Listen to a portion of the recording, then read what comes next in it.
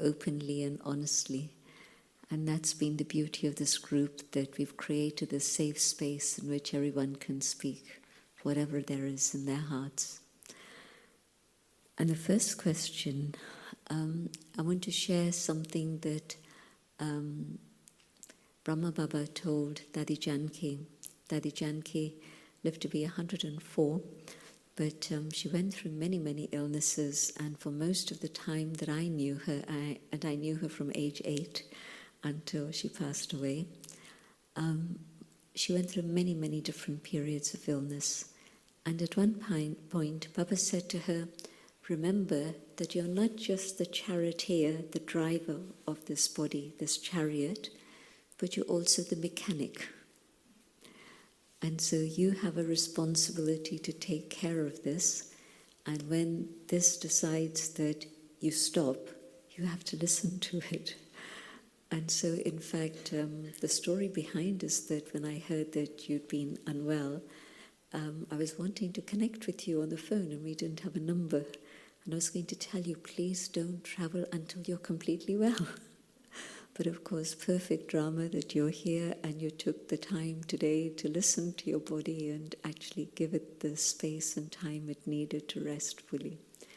So that's something to keep in mind.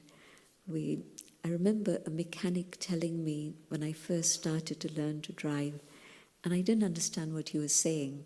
He said, listen to the car. The engine will always speak to you. And I thought... And later on, as my experience grew, I understood what he was saying. And so when the engine is speaking, then I have to listen and then respond to it appropriately. And your experience, and yes, we do protect ourselves so that then there's no other influences reaching us, because so often we've been hurt in the past. And so then just keeping that experience of connecting to the energy from above is beautiful. And maybe the foot not working was telling you, just sit and just carry on. Not yet time to move. Just be quiet and still. And I remember at one point, as I was walking, my ankle had given way.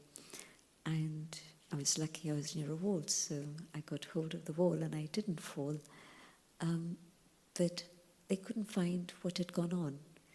And then somebody who's deeply spiritual told me that there was something that was holding you back. And I had to see, what is it that's holding me back from my spiritual journey?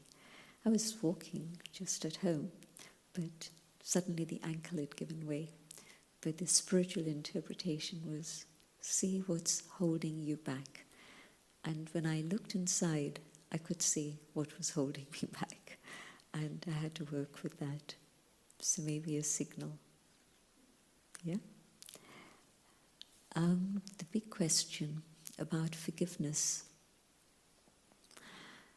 If I forgive, I'm finding freedom for myself.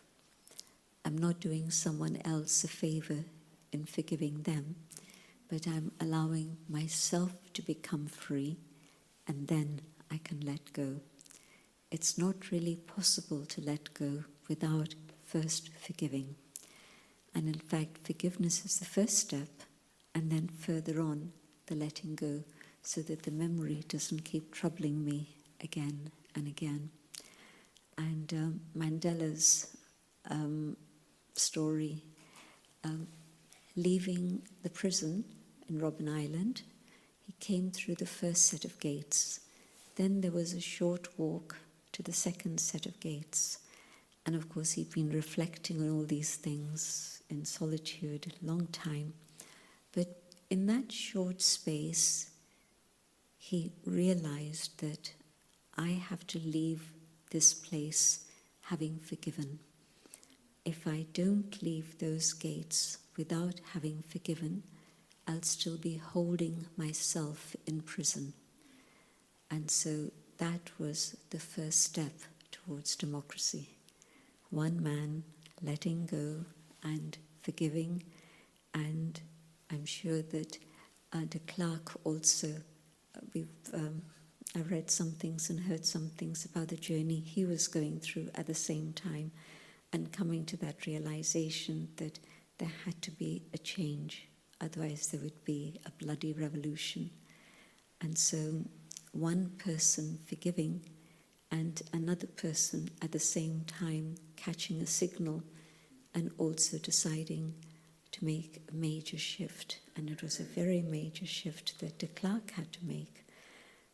And so we see that I was in South Africa before and soon after, and they told me that there had been interfaith prayers because there had been a situation in which there had been a riot and everybody was very uncomfortable what's going to happen on election day. So the interfaith people within Johannesburg at that time, they decided to have multi-faith prayers, and they shared the message with the country. And so everybody, whatever their background, had prayers. And the prayers then changed the atmosphere and things went calmly and smoothly. So one man's influence and so much happened. And then other things went wrong, and that's another story. But I've been involved with South Africa in a very intimate way in many different situations. So forgiveness is vital if I want to move forward on my spiritual journey.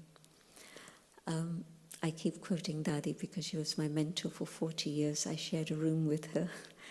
And so morning, 3:45 in the morning, there'd be something she'd share sometimes, rarely, but sometimes. But 11 o'clock at night, very often, there'd be something she'd share. So it was an intense training. But there was an individual who came to her and said, Dadi, I've been able to let go of many things, but 3 I haven't been able to forgive. And she said, that's 3 too many. Came back the next year, Dadi, I've forgiven 2, but 1 I can never forgive. And Dadi said, if somebody gave you a glass of water and told you there's only 1 drop of poison there, would you drink it? And so 1 drop of poison is going to spoil not just my inner being, but also it's going to taint every relationship that I have. And so when I let go, I'm freeing myself, but also changing my connection and my energy in terms of relationship with everything else that I do. And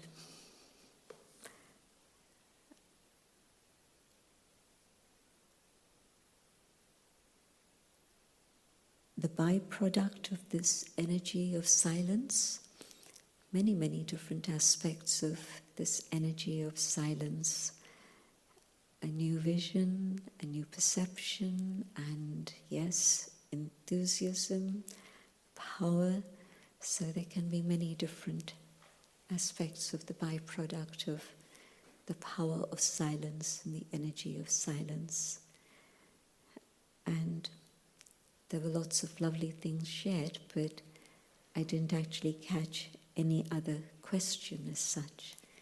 But yes, another very interesting comment that you start a journey and it looks like you go around in a cycle and you come back to the starting point.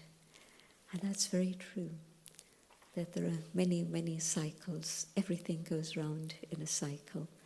If you look at nature, there's never a straight line. It's just part of a small circle or part of a bigger circle, but never a straight line. Straight lines are human inventions, but not part of nature. And so, yes, everything does go round in a circle. Some very big circles. And I believe that the energy of dark and light also goes through a circle. And having been through a period of darkness, definitely what's ahead of us is a period of light. So I'm looking forward to that. But thank you all for sharing. Thank you, Sister Jayanti. There was one more aspect or question. I think Ina shared about her experience, how she actually enjoys silence in the morning, going for walks and so on, and then the afternoon, especially then when it's getting dark, fear emerges for the silent time in the night when it's dark. Do you have anything to say about this? That question escaped me, sorry. It's true that when there is darkness, there's a reaction to that, but it's not the external darkness so much as the inner darkness that's more scary. But if I draw the light from above, then there's no fear. Then I know that that light will remove the darkness inside and support me in the darkness outside also.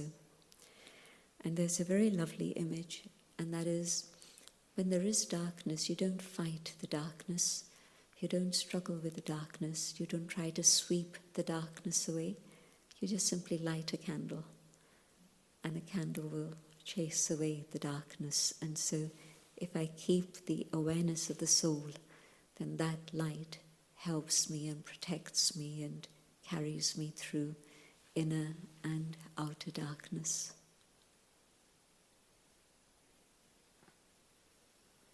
Thank you very much. So, an exercise I did for about 8-9 months many years ago was very helpful for me. Write 100 points of everything that's been a blessing and have gratitude for that from the earliest memory till today. Everything. And it's actually very easy to get to 99 and 100. And maybe if you want, you could carry on more. It doesn't take long to do that at all. So that's first step. Second step, that same night that you finished your 100, count what it is you're grateful for, 10 points that happened through the day. Next morning, write again, 10 different points. Nothing's happened yet, but nature, God, memory, whatever it is, 10 points that you're grateful for. And as I say, I did this for about 8 months, and it really shifts your thinking. And if you carry on doing it for longer, somebody who's done it for 4 years tells me that literally the circuits in the brain, the neural passages have been transformed so that they're just grateful for whatever they see, whatever they do. And so the more you persist with that, the feeling of gratitude brings contentment in a very natural way.